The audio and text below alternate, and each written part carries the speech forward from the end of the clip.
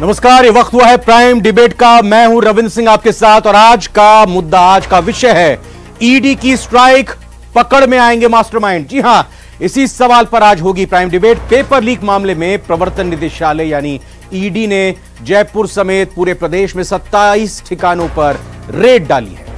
राजस्थान लोक सेवा आयोग के पूर्व member Babulal Katara paper leak मामले में गिरफ्तार। ठेकेदार भजन लाल बिश्नोई समेत तमाम आरोपियों और संदिग्धों के घरों पर, ठिकानों पर छापेमारी हुई है। पेपर लीक मामले में ईडी की एंट्री के साथ ही प्रदेश में अब सियासी पारा भी हाई हो चुका है। बीजेपी को फिर राज्य सरकार पर हमला करने का मौका मिल गया तो कांग्रेस ने चुनावों के वक्त ईडी की एंट्री पर सवाल उठाए। इसी मुद्दे पर चर्चा करेंगे। पहले एक छोटी सी रिपोर्ट देखते हैं। सीनियर टीचर भर्ती पेपर लीक मामले में ईडी की एंट्री। 27 जगहों पर ईडी का छापा। ईडी की एंट्री से गरमाई सियासत, बीजेपी और कांग्रेस में जुबानी जंग। सीएम बोले एसीबी कर रही अच्छा काम तो ईडी की एंट्री क्यों? क्या एसीबी अच्छा काम करे वहां क्यों बिना मतलब का आप इंटरव्यू करते हो, क्यों करते हो? पीसीसी चीफ का सवाल, किस बेस पर आई ईडी? जो उनके खिलाफ कार्रवाई कर दी, फिर भी ये किस बेस के ऊपर क्यों आए हैं? किरोड़ी लाल मीणा बोले अब सभी मगरमच्छ पकड़े जाएंगे। मगरमच्छों को एसओजी ने बचा दिया था। मेरे को ऐसा लगता है कि वो सारे मगरमच्छ पकड़े जाएंगे। एसओजी उनको डालेगी, गिरफ्तार करेगी। बीजेपी का जवाब, बेनामी धन गुजरेगा तो ईडी भी आएगी और इनकम टैक्स भी आएगा। जब बेनामी धन घूमेगा ईडी भी आएगी और इनकम टैक्स भी आएगा। ईडी की स्ट्राइक, पकड़ में आएंगे मास्टरमाइंड। ये तो सभी बहुत इंतजार कर रहे थे, कयास लगा रहे थे कि ईडी की एंट्री राजस्थान में होगी, केंद्रीय एजेंसी यहां पर आएंगी और आज ये बात सबने देखी भी। लेकिन अब सभी के मन में ईडी की इस एंट्री को लेकर जो पेपर लीक मामले में हुई है, ये सवाल उठ रहा है कि क्या सही दिशा में जांच जाएगी? क्या जो असल दोषी हैं वो पकड़ में आएंगे? 3 खास मेहमान जुड़ चुके हैं, उनका स्वागत करते हैं। डॉक्टर किरोड़ी लाल मीणा, बीजेपी राज्यसभा सांसद है, बहुत बहुत स्वागत है आपका। राम नारायण मीणा जी, विधायक कांग्रेस के, आपका भी स्वागत राम नारायण जी। और हमारे साथ योगेंद्र जोशी जी हैं, पूर्व पुलिस अधिकारी, आपका भी जोशी जी बहुत बहुत स्वागत। शुरुआत मैं आप दोनों मेहमानों से करूंगा, बीजेपी और कांग्रेस के। राम नारायण जी आपसे और किरोड़ी लाल जी आपसे। विस्तार में जवाब मैं लूंगा आपसे, लेकिन पहले एक रैपिड फायर राउंड में हां या ना में मैं 3 सवाल आपसे पूछूंगा, एक एक करके। सवाल दोनों के लिए सेम रहेगा, हां या ना में जवाब दीजिएगा और आप अपनी सुविधा के हिसाब से नो कमेंट्स भी कह सकते हैं। पहला सवाल और आज जवाब दीजिएगा किरोड़ी लाल मीणा जी, क्या SOG Rajasthan police paper leak प्रकरण की जांच सही कर रही थी अब तक, हां या ना? नहीं। राम नारायण जी, नहीं। हां या ना? जांच सही चल रही थी, जांच ने हाँ, गिरफ्तारी ठीक है। की। ठीक है। और अब जी दूसरा सवाल मैं जानना चाहूंगा अब आपसे किरोड़ी लाल जी। दूसरा सवाल ये कि क्या ये जो ईडी की एंट्री हुई है चुनाव के मद्देनजर हुई है? राजस्थान में चुनाव आने वाले हैं, हाँ या ना? बिल्कुल गलत, बिल्कुल गलत। राम नारायण जी आप बताइए। नहीं। राम नारायण जी, हाँ या ना? आपकी आवाज रिपीट हो रही है। सवाल ये कि क्या चुनाव के मद्देनजर ईडी की एंट्री हुई है राजस्थान में, हाँ या ना? ये तो डॉक्टर किरोड़ी लाल जी है, ये जो कहें वो ना कह रहे हैं, आप बोलेंगे हाँ या ना? ये असत्य बोल रहे हैं। इनकी आपका अपना जवाब दीजिए ना, आप अपना जवाब दीजिए। मैं कह रहा हूं ना विस्तार से बात करूंगा, आप अपना जवाब दीजिए। जांच सही कर रही थी। तीसरा सवाल किरोड़ी लाल मीणा जी आपसे, फिर क्या ईडी एक तय समय में जांच पूरी कर लेगी और असल जिम्मेदारों को पकड़ लेगी, हाँ या ना? बिल्कुल पकड़ लेते, हाँ या ना मैं जवाब चाहूंगा राम नारायण जी। ये सेंट्रल एजेंसीज की चुनाव को दे करके बेईमानी पूर्ण तरीके से एंट्री हुई है, जो गलत है। ठीक, सही आदमी को नहीं पकड़ेगी। किरोड़ी लाल जी अब विस्तार से जवाब लेता हूं। सवाल आपका से यह है, मुख्यमंत्री जी ने कहा कि बड़ी तड़प रही थी ईडी राजस्थान में आने के लिए और देखिए आ गई।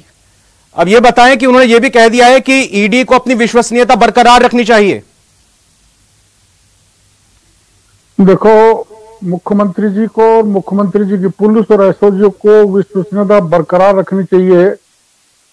एक सवाल से मैं आपको बताना चाहूंगा मुख्यमंत्री जी क्या ये बताएंगे कि डीपी जारौली को क्यों बर्खास्त किया?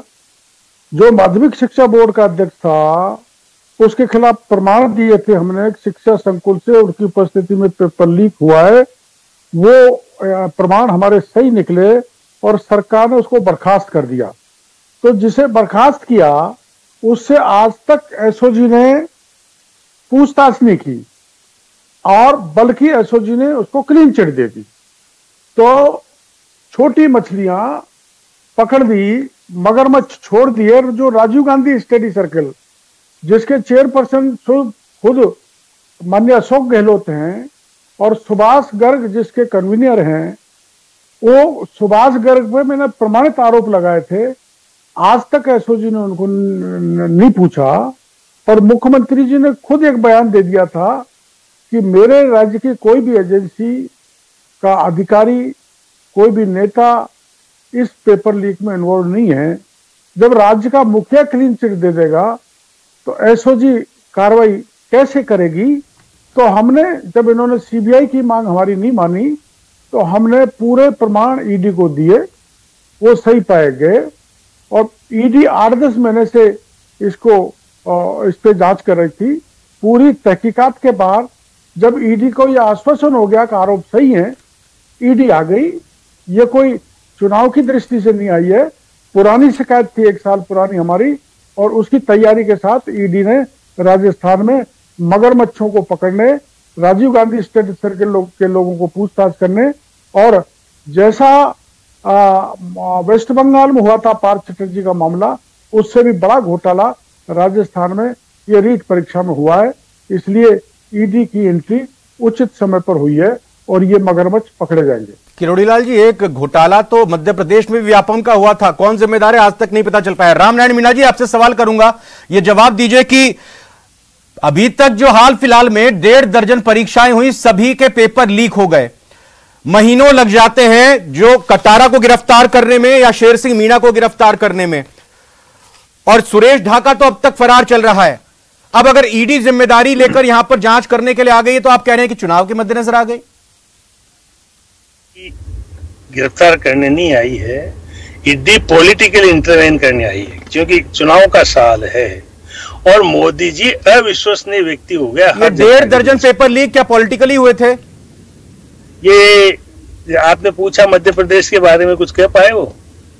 ये दिल्ली में भी हो रहा है, बिहार में भी हो रहा है, सब जगह हो रहा है, लेकिन राजस्थान, मैं आपसे उम्मीद करता हूं आप कहेंगे 1.5 दर्जन पेपर लीक के मामले के बारे में, वो कहें या नहीं कहें, आपसे मैं उम्मीद रख रहा हूं। मैं बिल्कुल आपसे कह रहा हूं कि राजस्थान एकमात्र ऐसा स्टेट है जहां मुलजिमी को पकड़ा गया है, आरपीएससी के मेंबर को सस्पेंड किया गया है और बोर्ड के चेयरमैन को रिटायर किया गया है। ये तो मछलियां हैं, मगरमच्छ अभी बाकी हैं। कौन मगरमच्छ है बता? किरोड़ीलाल जी बोल रहे हैं। किरोड़ीलाल जी बोलेंगे, वो जो बताएंगे सही स्थिति बताएंगे। निश्चित तौर पे किरोड़ीलाल जी का हम सम्मान करते हैं। किरोड़ीलाल जी की भावना सही है तो निश्चित तौर पे कार्रवाई होगी। किरोड़ीलाल जी भी पॉलिटिकली भाषा बोलते हैं, तो निश्चित तौर पे इनकी बात पे विश्वास नहीं किया जाएगा। आपने जवाब नहीं दिया कि 1.5 दर्जन अगर पेपर लीक हुए हैं, जांच अभी तक कहां तक पहुंची, कुछ साफ नहीं हो रहा है। बिल्कुल एसओजी लगी हुई है और मैं जहां तक ख्याल है, तो कितना समय लेगी सर एसओजी? इसीलिए तो फिर ये यहां पर आधार बना है ईडी को लेकर कि हम आएंगे, जांच करेंगे और दूध का दूध पानी का पानी करेंगे। ईडी एसओजी के ऊपर नहीं है, ईडी दूसरे ग्राउंड से जब इन्होंने देख लिया कि स्टेट गवर्नमेंट बदनाम नहीं हो रही है, जिन लोगों ने गिनती के लोगों ने बेईमानी की उनको गिरफ्तार करके ये जिस तरह से गवर्नमेंट को डिफेम करना चाहते थे, ये ईडी के माध्यम से करना चाहते, क्योंकि ईडी टोटली अविश्वसनीय है, जैसे सीबीआई अविश्वसनीय है। तो ये पॉलिटिकली, जैसा माननीय किरोड़ीलाल जी ने भी फरमाया कि ये ईडी को इंटरवेन करने के लिए इसलिए लाए, इन्होंने कोई रास्ता निकाला है और राजनीति में शुद्ध मन से रास्ता नहीं निकाला गया है। यदि शुद्धता के साथ रास्ता निकाला जाता, प्रदेश के इंटरेस्ट में रास्ता निकाला जाता, मुलजिमों के हितों के खिलाफ निकाला जाता, तो ईडी की कोई आवश्यकता थी नहीं। बिल्कुल किरोड़ीलाल जी, ईडी सीबीआई की कोई विश्वसनीयता नहीं है और ये बिल्कुल पॉलिटिकली मोटिवेटेड है सब कुछ। कह सकते हैं ये रामनारायण जी कह सकते हैं, पर आप देखो, आरएस के पेपर लीक हुए, हमने प्रमाण दिए, उसमें राज्य सरकार ने कुछ नहीं किया। और अखबारों में साया हुआ था कि खुद गोविंद डोटासरा के नातेदार, रिश्तेदार, परिवार वाले 6 सिलेक्ट हो गए, जिनको मैक्सिमम इंटरव्यू नंबर दिए थे। तो उसमें जांच आज तक की क्या? सब इंस्पेक्टर में एक ही जिले के, एक ही गांव के 18 सब इंस्पेक्टर सिलेक्ट हो गए, और जिसका एक सिलेक्ट हुई उस महिला का जब मॉक ड्रिल में इंटरव्यू लिया और उससे पूछा गया कि देश की राष्ट्रपति कौन है, तो वो नाम नहीं बता सकी। और आप जान रहे हो कि करीबन 16 परीक्षाएं हुई, जिसमें 1 दर्जन पेपर लीक हुए हैं। अब आपने ये जो बाबूलाल कटारा को पकड़ा है, उससे 6 पेपर आपने बरामद किए, उसने स्वीकार किया है, तो पेपर इन्होंने रद्द किया है। रीट में भी हमने कहा दोनों पेपर रद्द किए, तो एक ही पेपर रद्द किया। ऐसे वर्ष में एक ही पेपर रद्द किया। तो आखिर में ये गड़बड़ सरकार क्यों कर रही है? जब सारे पेपर लिए तो सारे रद्द होने चाहिए। जो इंस्पेक्टर हैं, जो राष्ट्रपति का नाम नहीं बता रहे, उनको आप थानेदार बना रहे हैं। जो आरएस एक ही पीसीसी चीफ के 6 सिलेक्ट हो गए, उसमें सरकार ने कोई जवाब नहीं दिया। तो सरकार लीपापोती कर रही है। राजीव गांधी स्टडी सर्कल के कौन कौन लोग हैं जो कांग्रेस का एनजीओ है, उनके नाम मैंने उजागर किए, 1-2 के खिलाफ कार्रवाई कर दी। और किरोड़ीलाल जी, किरोड़ीलाल जी, रामनारायण जी ने सवाल पूछा, रामनारायण जी ने सवाल पूछा कि ईडी की साख और विश्वसनीयता नहीं रही है, उसका जवाब मैं लूंगा आपसे। और साथ ही साथ यह भी जानूंगा कि जितनी भी ईडी ने पिछले सालों में जांच की हैं, उसमें सक्सेस रेट कितना % रहा है, ये तो आप भी मेरे से बेहतर जानते होंगे। ज्यादातर केस में कहीं भी वो दोषी नहीं कर पाए हैं। नहीं, देखो, ये तो एसीबी, एसओजी भी दोषी नहीं कर पाई। ईडी की तो सक्सेस रेट इनसे ज्यादा है। जिनके लिए छाती ठोकते हैं, वह अपनी पीठ थपथपाते हैं, मिस्टर अशोक गहलोत, उनकी सक्सेस रेट क्या है? जरा आप ये आंकड़े भी देख लो, एसीबी की क्या है, एसओजी की क्या है। और ईडी इसलिए आई है, आपको जानकारी होगी, ईडी इसलिए आई है कि पेपरों को जबरदस्त बेचान हुआ है, काले धन का ट्रांसफर हुआ है, मनी लॉन्ड्रिंग का स्पष्ट केस है। और जब पीएमएलए का केस दर्ज हो गया तो ईडी को अधिकार आने का। और इसमें कोई राजनीति इसलिए नहीं है। जब डीपी जारौली को बर्खास्त किया जाता है तो वो ये कहता मेरा इसमें कोई लेना देना नहीं है, बड़े बड़े लोगों का इसमें हाथ है। तो उन बड़े बड़े लोगों की आज तक एसओजी ने जांच नहीं की, बल्कि एसओजी के जो जांच अधिकारी थे उन्होंने पेपर पढ़ाए, उन्होंने निर्दोषों को फंसाया, दोषियों को बचाया। कौन कौन बचाए, कौन कौन फंसाया? रामनारायण जी, ये सवाल ऐसा है जिसका जवाब नहीं मिला कि जारौली अगर गिरफ्तार होता है तो उसने जिस तरह से जिक्र किया, उनके खिलाफ क्यों कार्रवाई नहीं हुई? दूसरी बात यह उठती है कि आपकी पार्टी के नेताओं के परिवार से लोग आरएएस में शामिल हो जाते हैं सभी। तीसरा सवाल यह उठता है कि एसआई की जो परीक्षा हुई, वो एक जिले में कई लोग एसआई परीक्षा में पास हो जाते हैं, भर्ती हो जाते हैं। तो फिर यह कोई संयोग तो नहीं हो सकता हर बार? किरोड़ीलाल जी बहुत समझदार, सुलझे हुए आदमी, इन्होंने राजनीति का हर पहलू देखा है। मैं ये बात जानता हूं, यदि ये सही होता है इनका कथन, तो ये कभी भी हाई कोर्ट में जाने से नहीं चूकते। यहां तक कि हाई कोर्ट नहीं सुनता, सुप्रीम कोर्ट जाने से नहीं चूकते और इस केस को कोर्ट के माध्यम से ट्रांसफर करवा लेते। लेकिन इन्होंने ऐसा नहीं किया। इनको राजनीति करना है, राजनीति के सक्षम खिलाड़ी है, ये साधारण व्यक्ति नहीं है। आप इसको साधारण मत मानिए। हमने बहुत साथ काम किया है और आज भी मैं भावना की कदर करता हूँ। ये सही है, प्रदेश का माहौल ठीक करने के लिए बोलते रहते हैं, लेकिन ये तो जब एक किसी बड़े नेता के परिवार के सदस्य, उसके रिश्तेदार सिलेक्ट होते हैं, तो इन्होंने इस बात को हाईकोर्ट में क्यों लेके? क्योंकि एक ही परिवार के 3 व्यक्ति भी, किरोड़ीलाल जी के बहुत नजदीकी लोग भी आईएएस में आ रहे हैं। इसलिए ये कहना कि वो बेईमानी पूर्ण तरीके से आए हैं, ये कतई संभव नहीं है। अब पर आरोप लगा सकते। किरोड़ीलाल जी क्यों नहीं गए अदालत में? अगर यही बात है तो एजेंसी अपना काम करती है और क्या आप अदालत का भी रुख कीजिए। ध्यान पेपर लीक के मामले में हाईकोर्ट में गए थे, एबीवीपी भी गई थी, दूसरे इंडिपेंडेंट लोग भी गए थे, मैंने भी एक पीआईएल लगवाई थी, लेकिन हाई कोर्ट ने उनको टर्न डाउन कर दिया, ये कह के कि एसओजी सही लाइन पे चल रही है।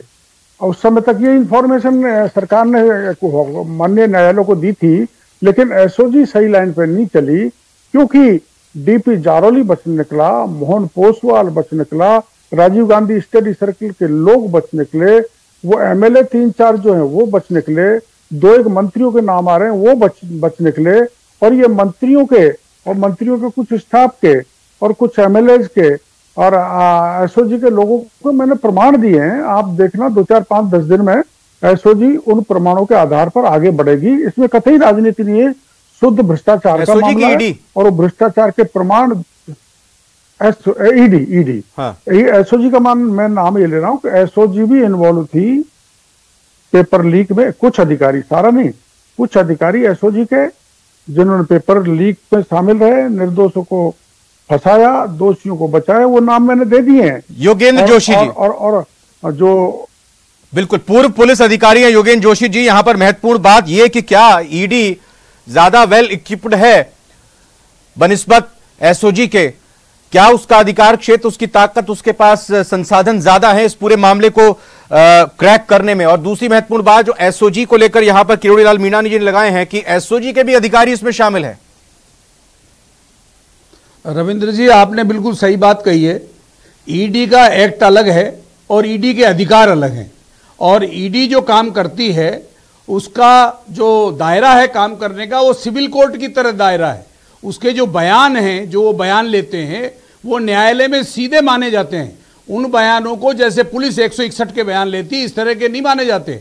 और जो ये कार्रवाई करती है, इसमें यह है कि अभियोजन जो पक्ष होता है वो ये बताने के लिए बाध्य नहीं होता कि आपने ये अपराध किया है तो आप बताइए कि ये अपराध क्यों किया, जबकि उस व्यक्ति को खुद को बताना पड़ता है कि मेरे पास ये संपत्ति कहां से आई, मैंने ये कार्य कैसे किया है। तो ईडी की शक्तियां, ईडी के पावर बहुत ज्यादा हैं, और ईडी पूरे देश में कार्य कर सकती है। मेरा आपके माध्यम से ये कहना है कि जब संविधान के अनुसार इस प्रकार की संवैधानिक संस्थाएं बनी हुई है, राज्य सरकार की संवैधानिक संस्थाएं, उनके अधिकार अलग बने हुए हैं, केंद्र के अलग बने हुए हैं, तो मेरा यह कहना है कि राजनीतिक दल उनका दोहन क्यों करते हैं? जो स्टेट की गवर्नमेंट होती है वो उनके अधिकारों के हिसाब से चलती है, सेंट्रल गवर्नमेंट की जो संस्थाएं हैं वो उनके अधिकारों के हिसाब से चलती है। ऐसा नहीं होना चाहिए। होना यह चाहिए कि अगर ईडी को अधिकार है, वो आ सकती है, वो जांच कर सकती है, तो उसमें फिर राज्य सरकार को ऐतराज नहीं होना चाहिए।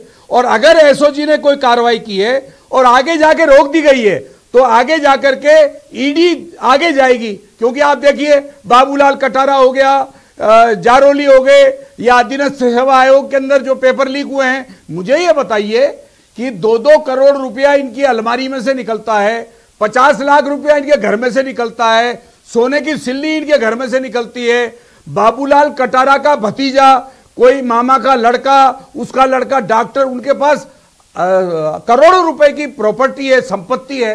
तो भाई ईडी पूछ रही है, अगर ईडी पूछती है तो उसको प्रॉपर जवाब दीजिए। इसके अंदर राजनीति बीच में नहीं आनी चाहिए। हां, मेरा यह कहना जरूर है कि जहां जहां चुनाव हो, जहां जहां चुनाव होने की संभावना होती है, वहां पर उस समय में कार्रवाई नहीं होनी चाहिए। अब ये जो ईडी के अंदर जो करोड़ी साहब ने जो दर्ज करा रखा है, ये 2 महीने 3 महीने पहले का है, कोई आज का तो है नहीं। और सही बात है, हाई कोर्ट में एप्लीकेशन लगाई गई थी, हाई कोर्ट ने एंटरटेन नहीं किया। अगर ईडी आकर के इस ब्यौरे का, क्योंकि ये मनी लॉन्ड्रिंग का मामला है, और हमारे यहाँ क्या था, पहले एक एक्ट बना हुआ था,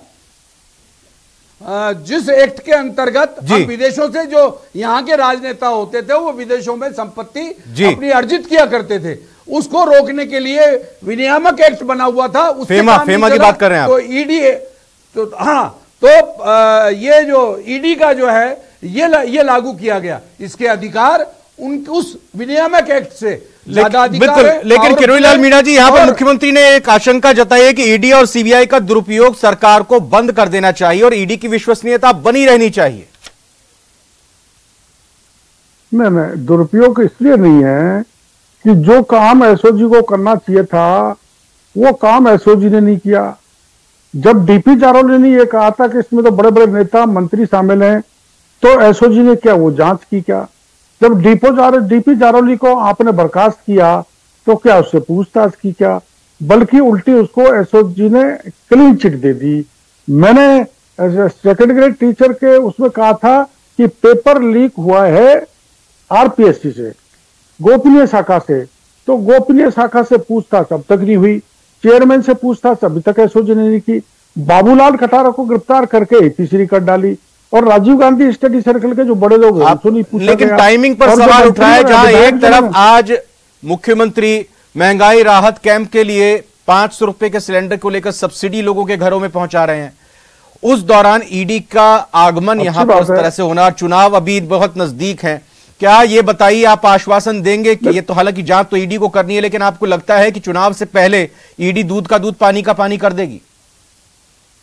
नहीं, 1 वर्ष पहले का प्रकरण दर्ज है। ईडी वैसे ही नहीं आ जाती आनन फानन में जैसे बाकी की एजेंसी आती हैं।